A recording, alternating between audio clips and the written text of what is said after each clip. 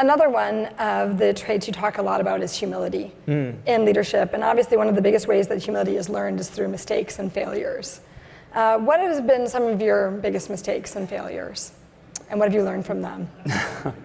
Starting a company without knowing anything about how companies are financed, or if you had asked me when I started the company what fraction of the revenue should go to engineering, I would have said, well, at least half. I mean, and I thought, well, you don't need salespeople because great products sell themselves, and so that was I made a bunch of mistakes there, I think, but I learned them the next time around. The next startup, I understood a lot more, and I could advise students much better in that process.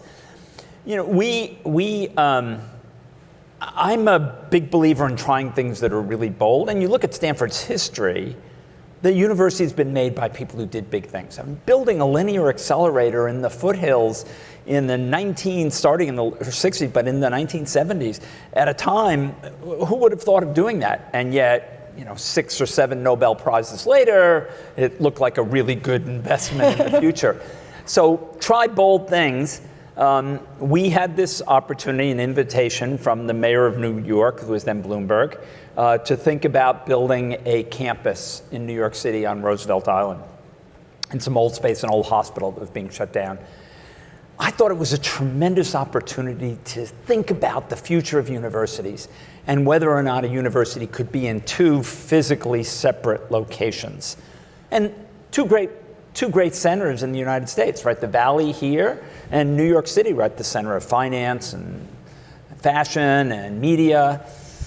So I said, well, let's try this. And I got it took a long time to get the faculty organized about the idea. And they were supportive, but they had some fairly strong guidelines that we had to adhere to. So I knew that we needed to achieve those.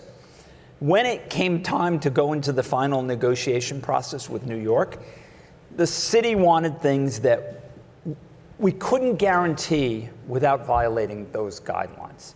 So I was in this position where if we pursued it further, I would really have to lose faith with my faculty and break their trust.